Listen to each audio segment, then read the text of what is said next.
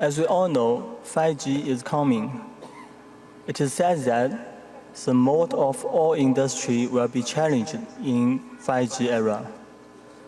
So, what is the core competence that we should master if Berkshire Hathaway wants to catch the best investment opportunities in next era?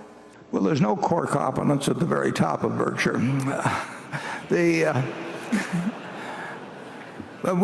The subsidiaries that will be involved in developments relating to 5G or any one of all kinds of things that are going to happen in this world, the utility of LNG in the railroad, or all those kinds of questions.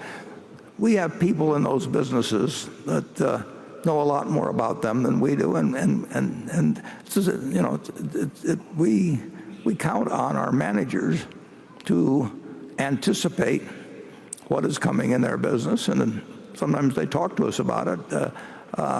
But we do not run that on a centralized basis. And Charlie, do you want to have anything to add to that? Do you know anything about 5G? I don't know. Well, you probably know a lot about 5G. No, I know very little about 5G. But I do know a little about China. And we have bought things in China, and my guess is we'll buy more. Yeah.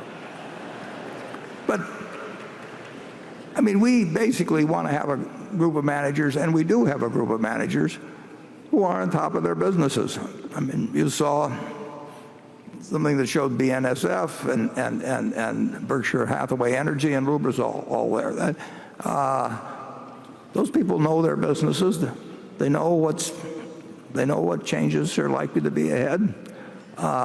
Sometimes they find things that they can cooperate on between their businesses, but we don't try to run those from headquarters. And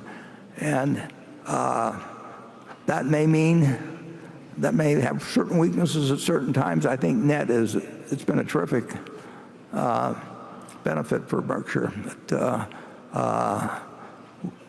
Our managers, to a great degree, own their businesses, and we want them to feel a sense of ownership. We don't want them to be lost in some massive conglomerate and where they get directions from this group, which is a subgroup of that group. And I could tell you a few horror stories from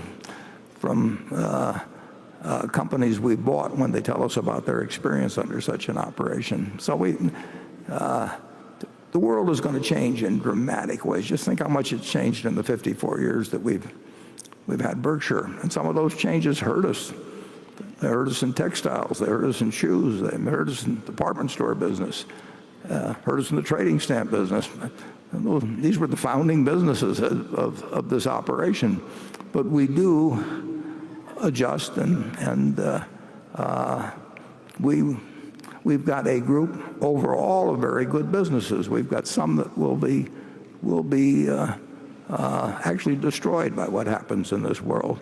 But that's, I still am the card-carrying capitalist, and I believe that's a good thing.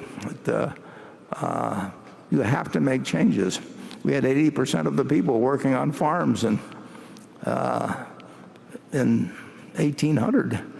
And if there hadn't been a lot of changes, and you needed 80% of the people in the country producing the food and cotton we needed, we would have a whole different society. So we welcome change, and we certainly want to have managers that can anticipate it and adapt to it. But sometimes we'll be wrong, and those businesses will wither and die, and we better use the money someplace else. All right. Okay, Carol.